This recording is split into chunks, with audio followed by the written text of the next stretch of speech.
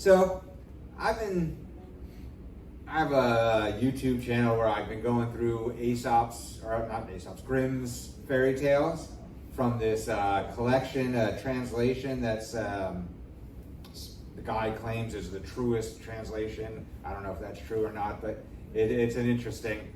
And he did this back in the 1970s, so it's a 1970s perspective as he's translating it from the German into English, whatever. And a lot of the stories are things that we're all familiar with, the Rapunzel story and whatnot.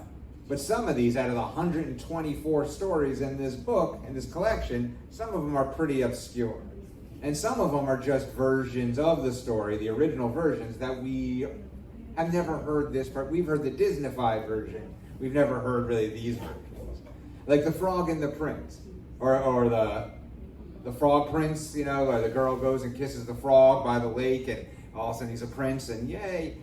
The original story of that is far more gruesome and bizarre and creepy.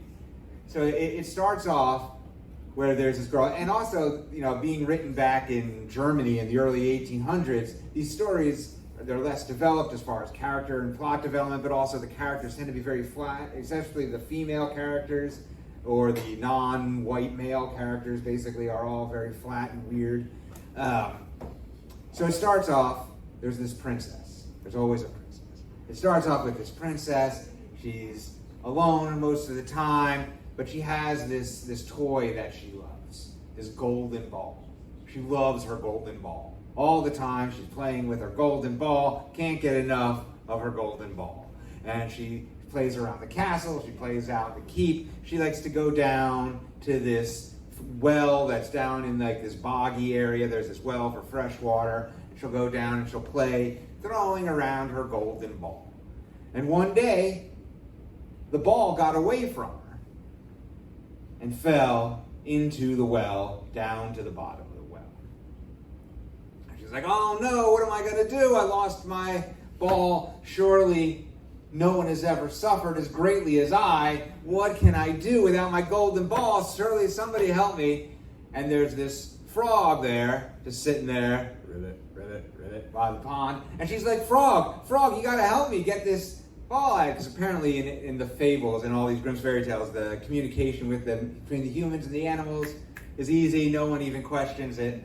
And she's like, Frog, help me out. Get my ball out of the well. And the frog's like, why should I do that? I'm just hanging out here having a nice day. I don't know you. Why should I help you? And she's like, please, if you help me, I'll give you all kinds of riches. What am I going to do with riches? I'm a frog. I have no use for riches. If you help me, I will marry you and I'll make you the prince of the kingdom. That doesn't sound too bad. All right, fine. The frog, he goes down to the well. He gets the ball in his gullet thing there and comes up, spits out the ball. And, oh, my ball! She's so excited to have her ball back. She takes off and goes running faster than the frog can possibly keep up with her. Takes off back to the castle. Goes home. She has dinner. She goes to bed. Next morning, she's getting up. She's eating there with the king and her brothers and everybody around the table. Thump, thump, thump. There's a knock on the castle door. Princess, it's the frog. Princess, knock, knock, knock. And the king looks at his daughter. Why is there a frog knocking at my door for you? And she's like, oh, just ignore him. He'll go away. Knock, knock, knock. Princess, it's the frog.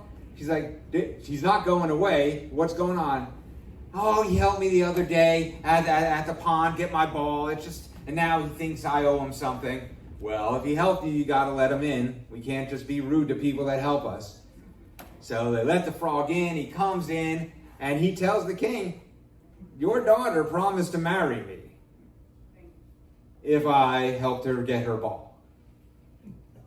Is this true? I mean, maybe. And maybe it's true, Dad. I don't know. I mean, whatever. Well, we have to honor our promises. You have to honor your promise, daughter. You made a promise. You have to keep your promise. So now you have to marry this frog. So let him come and sit. So now the frog's sitting at the table. He's eating off of her plate.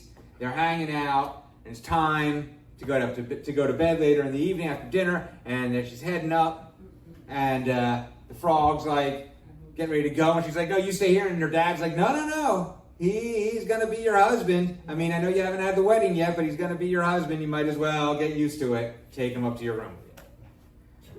Dad apparently is very loose on the whole interspecies thing. So they get up to the room, and she tells the frog he has to sleep in the corner of the room. And she gets into her bed with her fine silk sheets and her fine pillows and everything. And the frog's like, I'm not sleeping in the corner. I'm your husband. This is our bed. And he's just sitting by the corner of the bed. Let me in. Ribbit. Let me in. Ribbit. Let me in. Ribbit. Let me in. Ribbit. And she's fine. She takes him up and she puts him on the pillow by the bed. And he's just like, give me a kiss, Ribbit. Give me a kiss, Ribbit. Give me. And she gets so annoyed with him and so freaked out and disgusted with him. She picks him up. You're disgusting. I'm never going to marry you. And throws him against the wall. And he hits the wall. And you would expect at this point that he would splatter, but he doesn't splatter. He burst of light, turns into a prince from the neighboring kingdom. And she looks at him and sees how handsome and gorgeous and tall and wonderful he's looking, and she's like presumably naked because he was a frog a second ago. And she's like, all of a sudden she's like, oh, wait a minute. You know what? You can be my husband. And they fall in love. In the Grimm's fairy tales, they all fall in love like that the second they see someone sex. Fall in love. She agrees to marry him. They bed each other right then and there that night. There's no wedding yet. They go, and they're married. They're going to marry. They're going to go back to the kingdom because he's a prince, it turns out, and so they're going to go back to his father's kingdom, and just somehow automatically, without any messages being sent, a chariot comes to the castle the next day to pick up the prince who has broken the curse by getting, I guess, smashed into a wall by this princess. And so they get in, and it's Hans is the chariot driver of this chariot.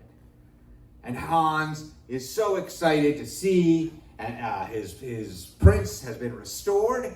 His heart is beating so loud, you can hear it outside of his chest. You can hear it. And they're like, oh my God, why is your heart making so much noise? And he's like, I've had it wrapped in an iron band because it was going to break. I had missed you so much, my prince. And I'm so happy that you're back, and that's why it's beating so loud inside. You can hear it beating against that iron band. We're going to go back, and they go back to the castle, and they live happily ever after. And the title of that story in the Grimm's Fairy Tale collection is The Frog Prince and Hans with the Iron Band on his heart.